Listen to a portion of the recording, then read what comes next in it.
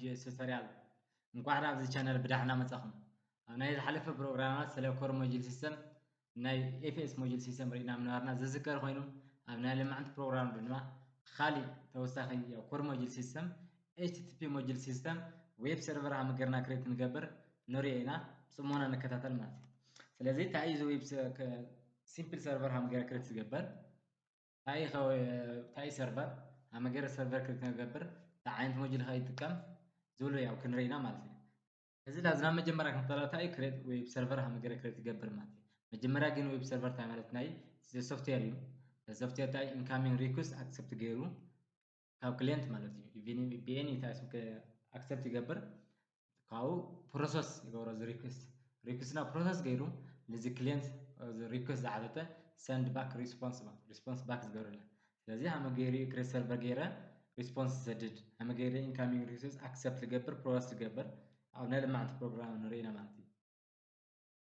እዚ ግን ሰርቨር ብምንታይ ሜትድ ክሬት ክንገብሮ ንኽእልና ብኽልተ ዓይነት መንገዲ ክሬት ክንገብሮ ሓደ ኮር ሞጁል ሲስተም ወይ ከዓ ቢልት ሞጁል ሲስተም ብምጥቃም ካልኣይ ከዓ ሰርድ ፓርቲ ሞጁል ሲስተም ብምጥቃም ማለት እዩ እዚ npm ኢንስታል ጌርና ስለዚ ኮር ሞጁል ሲስተም ተጠቒምና እንተኾይኑ HTTP ኢና ክሬት ሰርቨር ንገብር ሰርድ ፓርቲ ሞጁል ተጠቒምና ክሬት ክንገብር ተለና ከዓ እንታይ ንጥቀም ኤክስፕረስ ንጥቀም ማለት እዩ ክሓትት ተሎ እዚ ሰርቨር ከዓ ፕሮሰስ ገይሩ ሪስፖንስ ሰድል ዝገብረና ማለት እዩ ስለዚ HTTP ሞጁል እንታይ እዩ ብዙሓት ፋንክሽናት ኣለዎ ሰርቨርና ማኔጅ ንምግባር ማለት እዩ ናቲ ሰርቨር እንታይ ሰሪሕና ኢና አክሰፕት ሪኩዌስት ገይሩ ወይ ሊስን ገይሩ ፕሮሰስ ገይሩ እዚ ሪኩዌስት ሰንድ ባክ ሪስፖንስ ማለት እዩ ስለዚ እዚኦም ኮር ፋንክሽናሊቲ ዝሕዝ HTTP ኣለዎ እዩ ማለት እዩ ኣብቲ ካሊእ ሰርድ ፓርቲ ሞጁል እውን ስለዘለዎ እዚ ይመስል ማለት እዩ ስለዚ ክሬት ሰርቨር ክነብር ንኽእላ ትኮድ ስለዚ ናይ መጀመርያ ስራሕ እንታይ እዩ ያው ሲምፕል ሰርቨር ክሬት ክገብር እየ ክሓስብ ኣለኹ ስለዚ ሲምፕል ሰርቨር ክሬት ክገብር እንተኮይና እንታይ ኢልና ነርና ወይ ኮር ሞጁል ንጥቀም ኢና ወይ ከዓ ቢልት-ኢን ሞጁል ንጥቀም ኢና ኮር ሞጁል ክንጥቀም ተለና ከዓ HTTP ሞጁል ንጥቀም ሰርድ ፓርቲ ሞጁል ክንጥቀም ተለና ከዓ ኤክስፕረስ ንጥቀም ኣብዚ ናይ ሕዚ ሰዓት ግን ኮር ሞጁል HTTP ሞጁል ንጥቀም ማለት ስለዚ HTTP ሞጁል ኢምፖርት ክገብር ኣለኒ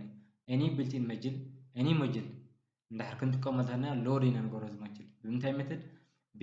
require method ማለት እዩ ስለዚ HTTP ሎድ ንገብሮ HTTP እዚ ኦልሬዲ ሲምፕሊ ኣብ ኣፕሊኬሽን ክትጥቀመሉ ሎድ ገይረ ኣለኹ ማለት እዩ ቀፂለ እንታይ ዝገብር ሓደ ክሬት ሰርቨር እዩ ዝገብር ካልኣይ ከዓ ስታርት ሰርቨር ማለት እዩ ስታርት ሰርቨር ስለዚ ክሬት ሰርቨር ክገብር ከለኹ ብኸመይ እንታይ ዝጥቀም መጀመርያ ኦልሬዲ እቲ ሞጁል ኢና ክጥቀም HTTP ዶት ክሬት ሰርቨር ዝብል ሜትድ ይጥቀም ማለት እዩ ክሬት ሰርቨር ክልጠፍ ከለኹ ባይ ዘ ወይ ሰርቨር እንታይ ኢልና አክሰፕት ሪኩዌስት ይገብር ስለዚ እቲ ዓይነት ኮልባክ ኣብ ክሬት ሰርቨር እንታይ ፓራሜትር ይጥቀም ኮልባክ ይወስድ ስለዚ እዚ ኮልባክ ዝወስዶ ከዓ እዚ ሪኩዌስት አክሰፕት ዝገበረና እቲ ሪስፖንስ ዝሰዶ ማለት እዚኦም ክልቲኦም ኦብጀክት እዮም ሪኩዌስት ኦብጀክት ይበሃል ናይ ሪኩዌስት ዝኾነ ዳታ ሪኩዌስት ዝግበር ክሊየንት ሪኩዌስት ዝገበሮ ፋንክሽናሊቲ ይሕዝ ሪስፖንስ ኦብጀክት ከዓ ሰርቨር ክሊየንት ሪስፖንስ ዝገብረሉ ፋንክሽናሊቲ ዝሕዝ ማለት ስለዚ ሪኩዌስት ቫሪያብል ወይ ከዓ ሪኩዌስት ኦብጀክት እዩ ሪስፖንስ ከዓ ሪስፖንስ ቫሪያብል እዩ ወይ ከዓ ሪስፖንስ ኦብጀክት እዩ ማለት እዩ ስለዚ ኣብዚ ብዙሓት ኣይስም ክህልዩ ይኽእሉ እዮም ግን ያው ሃመ ጌርና ንጥቀመሎም ዝብሉ ማለት እዩ ያው ናዕሉ ብዙሕ ሜትዳት ኣለዎ ናዕሉ ኣትሪቢዩታት ኣለዎ ኩሎም ሪኩዌስት ይኹን ሪስፖንስ ኦብጀክት ማለት እዩ እዚ ዝህበሉ ሞጁል ኤክስፕረስ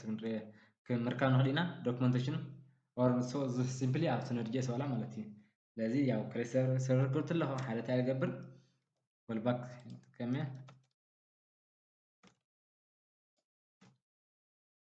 እዚ እንታይ ይገብር ኣለኹ ክሬት ሰርቨር ገይረ ኣለኹ ስለዚ ኦልሬዲ ዝኾነ ክሊየንትና ሪኩዌስት ክሓትት ኣሎ ሲምፕሊ ሰርቨር ንሕድ ክሊክ ክገብር ተሎ ማለት እንታይ ሪስፖንስ ይዎ ሪስፖንስ ይገብር ማለት ኤኒ ሪስፖንስ ሪስፖንስ ኦብጀክት ንጥቀም ስለዚ ባይ ዘ ወይ ኮንቨንሽናል እዚ ካሊእ ንብለና ግን ሪስፖንስ is better ማለት እዩ ሪስፖንስ ዶት ያው ኢንድ ሜትድ ናይ ያው እዚ ሪኩዌስት ክበፅሕ እዩ ኣብ ሜትድ ንጥቀመሉ እዩ ስለዚ this is server hello from grand server እንታይ ኢለ እና መጀመርያ እንታይ ኢለ ክሓትት ኣለኹ እኒ እዚ ሰርቨር ክሊክ ምስ ገበርና ማጥሪ እዚ ሪስፖንስ እዚ ናብ ሪኩዌስት ዲስፕሌይ ይግበር ማለት እዩ ስለዚ እዚኣ ክሬት ገይረ ኣለኹ ናብ ዝኾነ ቫሪያብል ስቶር ገይሮ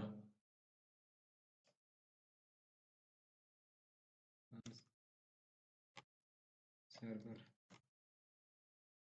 already says create server غيره از ريزات لا server اللي قمتنا ማለት زي مالتي سلا ابزنا يقا قصالي ያው difficult understanding difficult ኮን ይኸሊ ግን ኣብ ቀጻልታ ዝሆል ዌብ ሃዌር ካሜ ሃም ሰራሕ ኔትወርክ አፕሊኬሽን ሃሚ ገር ሰራሕ ክሊንት ሳይድ አርኪቴክቸሩ ክሊንት አይሰደ በከመ ኢራን ገብ ሃሚ ዝሆይ ብሰርሃ ያው ቀጻሊ ብደንብ ረይና ቲዮሪ ሞርግን ሃይላይት ቲት ሃሚ ፕሮሰሱ ሪዳን ጸንሕ ኣብ ቲዮሪ በደንብ ክርደና ስለሆነ ማለት በመባሊ ለዚ ቀጻልታ አይና ስታር ሰርቨር ስታርት ነንገብ ለዚ ስታር ሰርቨር ማለትና incoming request listen ገይሩ accept ገይሩ ፕሮሰስ ንገረ ያው ሰርቨርና ስታርት ገበረሎ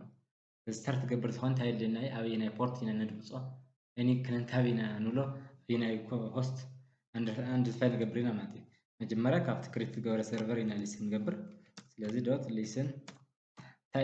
ታይን ፓራሜትር ተቀም ሓደ ፖርት ይጥቀም ስለዚህ ፖርት ያው ለት ፖርት ዲፋይን ገበረ ፖርት አረይ ያው ሰመነ ሓደ ንለና ሆስት ውን host ያው ዚስ host ማለትና ንሕና ነዛ አፕሊኬሽን ራን ገበረሉ most of the time local hostና local computer ና ሐዚ አፕሊኬሽን ራን ገበረሉ ማለት ስለዚህ .0.0 this is our host local host simply for everything is address ስለዚህ ፖርት እና host ይጥቀም host ፓራሜትር ይጥቀም አሰርድ ኦፕሽናል ከዓ for clarity simply for clarity ያው callback accept ገበር ይኸሊ ማለት እዚ ኮንሰል practically server listens at port let's say ገረለ በቃ already the port እዚ ሳብ አድሬስ እና host address ዞስ አድሬስ ካለ ኮምፒውተር ሆስት ናይ ስለዚህ ሰርቨርና ኣብዚ ኢና ኣብዚ ፖርት 881 ነው ኣብዚ ሊስን ድገብር ስለዚህ